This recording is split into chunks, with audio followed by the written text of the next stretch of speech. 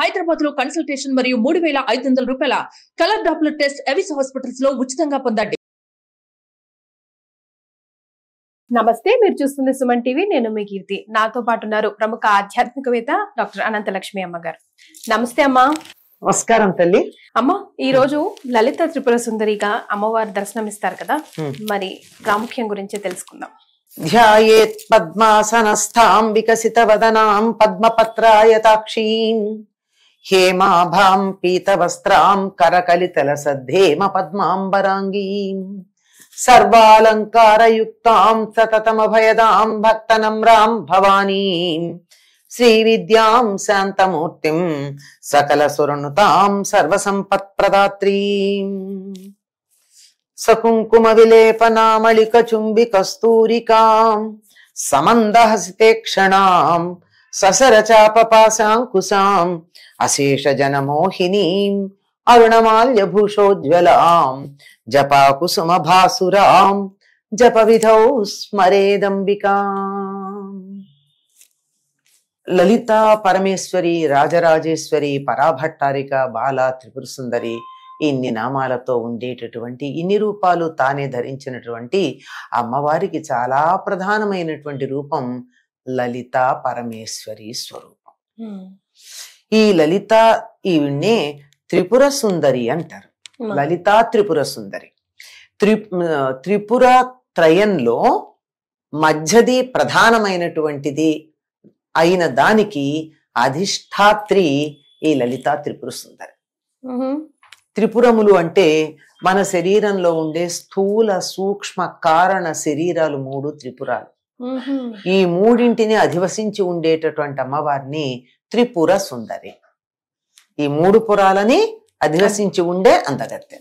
అంటే ఇది పైకి మనం ఇలా చెప్పినా మళ్ళీ ఇంకో మాట చెప్తారు, త్రిపురాసుర సంహారం చేసినటువంటి శివుని యొక్క శక్తి త్రిపుర సుందరి అని.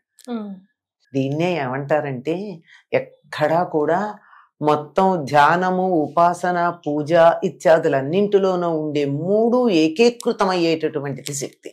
ఎట్లాగంటే ధ్యాన ధ్యాతృ ధ్యేయ రూప అని అమ్మవారి నామం ఉంటుంది.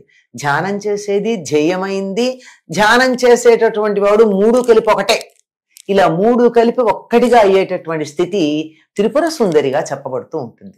అందుకనే త్రిపురాత్రయంలో మధ్యలో ఉండేటటువంటి అమ్మవారు 2వ శక్తిగా చెప్పబడుతూ ఉంటుంది. అమ్మవారికి సంబంధించినటువంటి మంత్రాలలో మొట్టమొదటిది బాలా మంత్రం అని చెప్పుకున్నామే, అది మొట్టమొదటి బాలా త్రిపుర సుందరిగా ఉన్నటువంటి మొదటి మంత్రం. అవునమ్మా. ఇది 2వది పంచదశి మంత్రం. ఈ మంత్రాలను మనం నోటితో ఉచ్చరించకూడదు కనుక చెప్తాం. పంచదశి అంటే 15 బీజాక్షరాలు ఉండేటటువంటిది. ఈ బీజాక్షరాల్లో దేనికి కూడా ప్రత్యేకమైనటువంటి అర్థం, మామూలు అర్థాలు ఏం లేవు. బీజాక్షరాలకు సంబంధించిన ప్రత్యేక నిఘంటువులో ఉన్న అర్థాలే తప్ప మనం మామూలుగా చెప్పుకునే నిఘంటువుల్లో ఉండే అర్థాలు ఏమీ లేవు. అటువంటి పంచదశికి అధిష్టాన దైవమైనటువంటిది ఈ లలితా దేవి అని చెప్తారు. ఈ లలితా రూపంగానే అమ్మవారు ఎక్కువగా ఆరాధనీయంగా కనపడుతుంది. ఎందుకు అంటే మిగిలినటువంటి అన్ని రూపాల్లోనూ ఎక్కువగా, ఇప్పుడు దుర్గా అనుకోండి, వెంటనే కొంచెం ఉగ్ర రూపంలో అనిపిస్తూ ఉంటుంది. ఇట్లా ఒక్కొక్కటి అన్నింటి యొక్క సమన్వయ రూపంగా కనిపించేటటువంటి రూపాలు కొన్ని ఉన్నాయి అమ్మవారివి. అందులో చెప్పుకోదగినటువంటిది ఈ లలితా త్రిపుర సుందరి అనబడేటటువంటి రూపంగా మనం చెప్పుకుంటూ ఉంటాం. శాంతంగా, ప్రశాంతంగా కూడా కనిపిస్తుంది. అసలు లలిత అంటేనే లోకాలను చక్కగా లాలించి పాలించే తల్లి అని అర్థం. లాలిత, లాలించేటటువంటి తల్లి.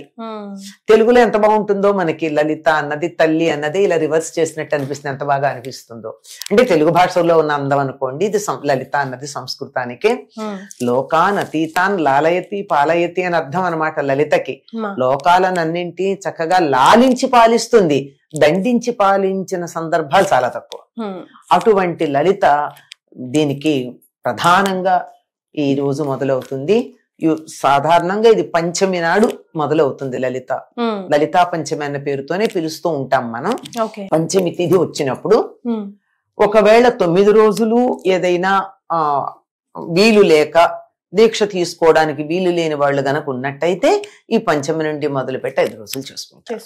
అంత ప్రధానమైనటువంటిదమ్మా. ముత్తైదువులందరికీ కూడా ఈవిడ మాంగళ్య సౌభాగ్యాన్ని ప్రసాదిస్తుంది అని శ్రీచక్రానికి కుంకుమార్చన చేయడానికి ప్రధానమైనటువంటి రోజుగా ఈ లలితా పంచమిని గురించి చెప్పుకుంటూ ఉంటారు. ఈవిడ సర్వ విద్యా స్వరూపిణి. ఆత్మ విద్య, మహావిద్య, శ్రీ విద్య, కామ సేవిత ఇలాంటి నామాలు మనకి లలితా రహస్యనామ సహస్రంలో కనపడుతూ ఉంటాయి. సర్వ విద్యా స్వరూపిణి అయినటువంటిది, శ్రీ విద్యా స్వరూపిణి అయినటువంటిది, ఆత్మ విద్యా స్వరూపిణి అయినటువంటిది. ఈ రెండింటిని మించి ఇంకేటేం లేవు. శ్రీ విద్య, ఆత్మ విద్య రెండును. ఆ రెండింటి యొక్క సమన్వయ స్వరూపంగానే మిగిలిన అన్ని విద్యలు ఉంటాయి. కనుక అటువంటి స్వరూపిణి అయినటువంటి దేవుడ సచామర రమావాణి సవ్యదక్షిణ సేవిత అని చెప్తారు.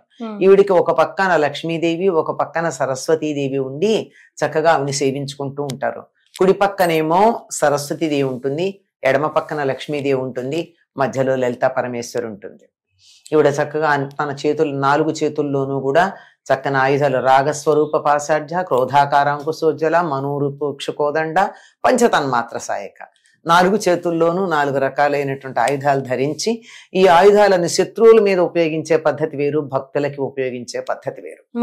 ఆయుధాలతోనే దగ్గరికి లాక్కుంటుంది భక్తులని, ఆయుధాలతో శత్రువులను సంహరిస్తుంది.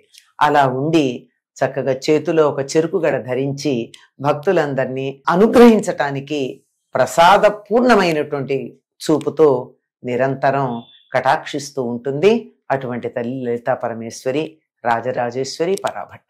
మరి ఈ రోజు తప్పనిసరిగా చేయవలసిన పనులు, పూజా విధానంలో మార్చుకోవాల్సినవి ఏదైనా కంపల్సరిగా చేయవలసింది? అంటే ఈ రోజు మొదలు పెడతారు కొంతమంది అని చెప్పాను కదా, అక్కడి నుంచి ఈ రోజు తప్పనిసరిగా కుంకుమార్చన చేస్తారమ్మా. అన్ని రోజులు చేస్తారు. ఒకవేళ అన్ని రోజులు కుదరకపోతే కనీసం ఈ రోజైనా కుంకుమార్చన, శ్రీచక్రం ఉంటే కుంకుమార్చన చెయ్యాలి. శ్రీచక్రం లేదనుకోండి, పెట్టుకుంటే దాన్ని నిర్వహించడం చాలా కష్టం కదమ్మా. అంచేత లేకపోయినా ఆ రోజు అమ్మవారి విగ్రహానికో లేకపోతే పసుపు గౌరీదేవి చేసి పెట్టుకుంటాం మనం.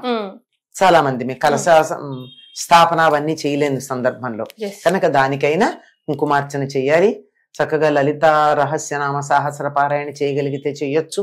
లేదంటే అమ్మవారికి సంబంధించినటువంటి అష్టోత్తరం ఉంది, త్రిశతి ఉంది, ఖడ్గమాల ఉంది. ఇవన్నీ కూడా ఖడ్గమాల మొదలైనటువంటివి కూడా బీజాక్షరాలని వదిలి చేయడం మంచిది. ఎందుకంటే ఉపదేశం లేనప్పుడు బీజాక్షరాలతో చేయకుండా మిగిలిన మామూలుగా స్తోత్రాలు చేసుకోవచ్చు. అలా చేసుకుని అమ్మవారిని పూజించినట్టయితే అమ్మవారు చాలా తొందరగా రకరకాలైనటువంటి ఇబ్బందులని తొలగించి అందరూ సుఖంగా ఉండేట్టు చూసేటటువంటి తల్లి. పాలిస్తుంది, లాలించి పాలించే తల్లి కదమ్మా. ఎంత ప్రేమగా చూసుకుంటుంది. సో అమ్మ, ఇప్పుడు కుంకుమార్చన సమయంలో మనం పెట్టుకునే కుంకుమ 365 days పెట్టుకోవచ్చా? 5 రోజులు తప్పించొచ్చా? 5 రోజులు ఆడవాళ్ళు తప్పించాలా? లేదంటే 5 రోజులు ఈ కుంకుమ పెట్టుకోరు కదమ్మా. అసలు మామూలుగానే కుంకుమ పెట్టుకోరు. అందుకని ఈ కుంకుమ అసలు వాడద్దు. చాలా సంతోషం అమ్మ, ధన్యవాదాలు.